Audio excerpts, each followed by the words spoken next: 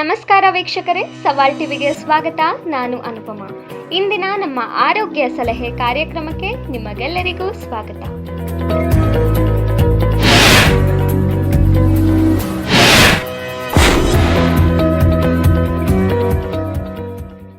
ಕೂದಲಿನ ಬೆಳವಣಿಗೆ ಅನ್ನೋದು ಹೊರಗಿನ ಲೇಪನಕ್ಕಿಂತ ಹೆಚ್ಚಾಗಿ ನಾವು ತಿನ್ನುವ ಆಹಾರದ ಮೇಲೆ ಅವಲಂಬಿತವಾಗಿದೆ.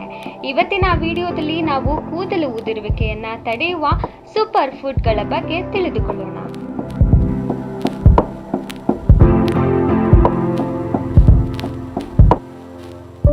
ಮೊಟ್ಟೆಯಲ್ಲಿ ಕೂದಲಿನ ಬೆಳವಣಿಗೆಗೆ ಅಗತ್ಯವಾದ ಪ್ರೋಟೀನ್, ಬಯೋಟಿನ್, ಜಿಂಕ್ ಮತ್ತು ಸೆಲೆನಿಯಂ ಸಮೃದ್ಧವಾಗಿದೆ.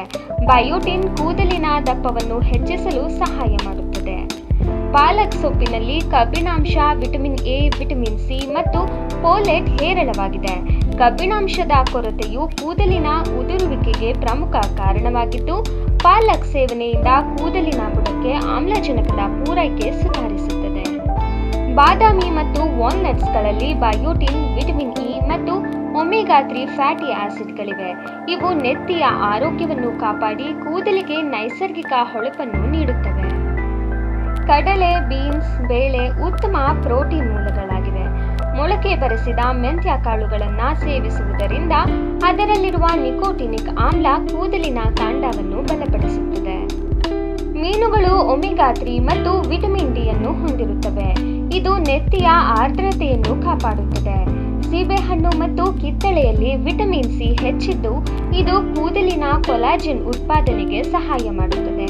ಕ್ಯಾರೆಟ್ನಲ್ಲಿರುವ ವಿಟಮಿನ್ ಎ ನೆತ್ತಿಯನ್ನು ತೇವಾಂಶದಿಂದ ಇರಿಸುತ್ತದೆ. ಆಹಾರದೊಂದಿಗೆ ಸರಿಯಾದ ಜೀವನ ಶೈಲಿಯು ಮುಖ್ಯ. ದಿನಕ್ಕೆ ಕನಿಷ್ಠ 8 ರಿಂದ 10 ಗ್ಲಾಸ್ ನೀರು ಕುಡಿಯುವುದು ಮತ್ತು 7 ರಿಂದ 8 ಗಂಟೆಗಳ ಕಾಲ ನಿದ್ರೆ ಮಾಡುವುದು ಕೂದಲಿನ ಆರೋಗ್ಯಕ್ಕೆ ಅವಶ್ಯಕ.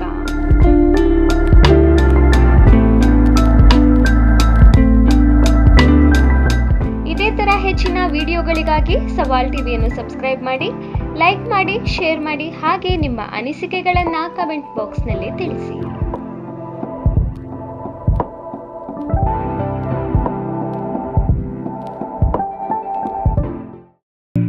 ಸವಾಲ್ ಟಿವಿ ಸದಾ ನಿಮ್ಮೊಂದಿಗೆ.